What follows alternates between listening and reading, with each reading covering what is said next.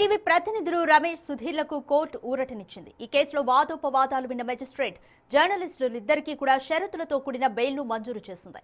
పోలీసుల వాదనలో పస లేదని, ప్రాథమిక ఆధారాలు కూడా సరిగ్గా లేవని న్యాయవాదులు కోర్టు దృష్టికి తీసుకొచ్చారు. నిన్న రాత్రి మణికొండలోని పుప్పాలగూడ మెజిస్ట్రేట్ ఎదుట ఇద్దరు ఎన్టీవీ జర్నలిస్టులు రమేష్ సుధీర్లను హాజరుపరిచారు పోలీసులు.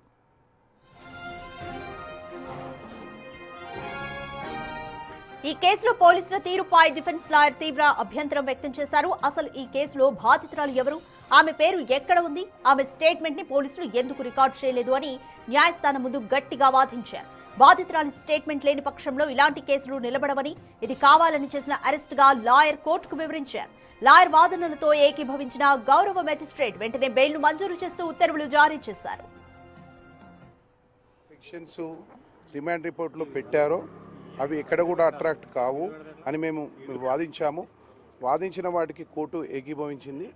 ఏవైతే సెక్షన్స్ ఉన్నాయో కొన్ని సెక్షన్స్, అన్ని సెక్షన్స్ బిలో 7 years సంబంధించిన వరకు ఉన్నాయి. అందులో మేము కోర్టుకు చెప్పడం జరిగింది, ఎక్కడ కూడా విక్టిమ్ ఎవరైతే అంటున్నారో ఎక్కడ కూడా పేరు చెప్పడం కానీ, అదేవిధంగా వారి యొక్క స్టేట్మెంట్ రికార్డ్ చేయడం కూడా జరగలేదని కూడా మేము చెప్పడం జరిగింది. ఎందుకంటే ఎక్కడ కూడా లా ప్రకారంగా ఒక తప్పు జరిగిందన్నప్పుడు ఎవరికైతే అన్యాయం జరిగింది అని చెప్పబడుతుందో ఆ వ్యక్తి యొక్క స్టేట్మెంట్ కంపల్సరీ రికార్డ్ చేయాలి. ఇందులో మేము చేయలేకపోయినాము, తను ముందుకు రాలేదు అనే విషయాన్ని ప్రాసిక్యూషన్ వారు చెప్పడం జరిగింది. అలాంటప్పుడు ఒక విక్టిమ్ బయటకు రానప్పుడు ఎట్టి పరిస్థితుల్లో ఇలాంటి కేసులు అట్రాక్ట్ కావు అని మేము చెప్పడం జరిగింది. అదేవిధంగా ఏదైతే అఫెన్సెస్ ఉన్నాయో అఫెన్సెస్ అన్నీ కూడా 7 years బిలో కాబట్టి ఖచ్చితంగా సుప్రీంకోర్టు ఇచ్చిన మార్గదర్శకాలు, సుప్రీంకోర్టు ఇచ్చిన జడ్జిమెంట్స్, అదేవిధంగా గ్రౌండ్స్ ఆఫ్ అరెస్ట్కి సంబంధించిన సుప్రీంకోర్టు జడ్జిమెంట్స్ కూడా ఉన్నాయని చెప్పడం జరిగినప్పుడు కోర్టు మా వాదనలు ఏకీభవించి వారికి బెయిల్ గ్రాంట్ చేయడం జరిగింది. ఏదైతే సెక్షన్స్ బెయిల్ మంజూరు చేస్తూనే కోర్టు కొన్ని కఠినమైన షరతులను విధించింది. రమేష్ సుధీర్లు తమ పాస్పోర్ట్లను తక్షణమే కోర్టుకు సరెండర్ చేయాలని ఆదేశించింది. అంతేకాకుండా కోర్టు అనుమతి లేకుండా నగరాన్ని విడిచి వెళ్లకూడదని స్పష్టం చేసింది. తదుపరి విచారణకు పూర్తిగా సహకరించాలని నిందితులకు దిశానిర్దేశం చేసింది. ఈ కేసుతో తమకు ఎలాంటి సంబంధం లేదన్నారు రమేష్ సుధీర్. అక్రమంగా కేసులు పెట్టి అరెస్ట్ చేశారంటూ అన్నారు. న్యాయం గెలిచిందని చెప్పాలి. ఒక్కటి మాత్రం చెప్పదలుచుకున్నాం, తెలంగాణ ప్రభుత్వానికి, ప్రధానంగా సీఎం రేవంత్ రెడ్డి గారికి.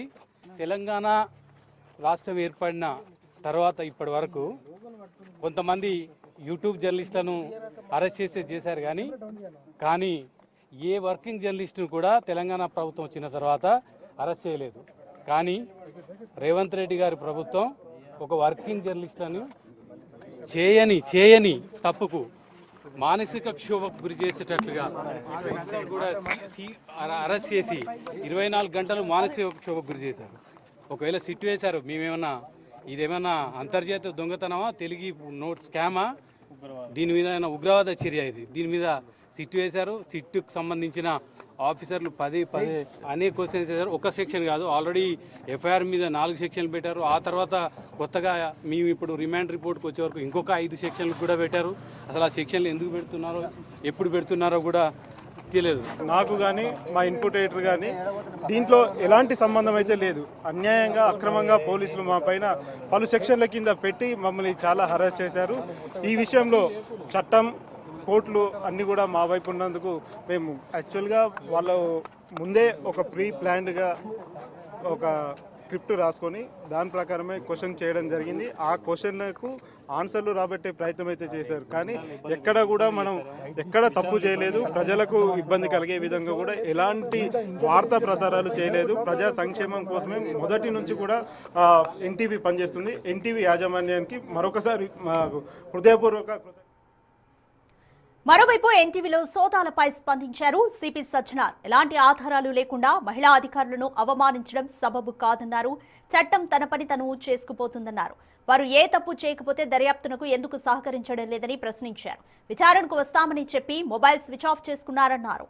సీఈఓ ఇంతవరకు విచారణకు రాలేదన్నారు. పని చేస్తుంది. డెఫినెట్లీ చట్ట భాగంగా ఏమైనా మనం డెఫినెట్లీ పోతాను, మనము అక్కడ సెర్చ్ చేస్తాను, కావాల్సిన వాళ్ళు అరెస్ట్ చేస్తాను, చట్టం ముందు పెడతాను, అప్పుడు చట్టం చూసుకుంటుంది. సో అందుకు ఎవరు కూడా మీరు విమర్శ చేయవచ్చు, కానీ వాళ్ళు చరిత్ర హాని చేయడం కానీ వాళ్ళపైన ఏం ఆధారం లేకుండా చేయడం చాలా బాధము. కావాల్సిన వాళ్ళు కాదా, మనం పిలిపిస్తే రావాలి కదా. వాళ్ళు కాకుండా ఈరోజు ఒక మీ రిపోర్టరు మనము ఎట్లా పోవడానికి రాత్రి పోవడానికి ప్రయత్నం చేశారు. ఏ ఆధార్ పైన పోతున్నారు?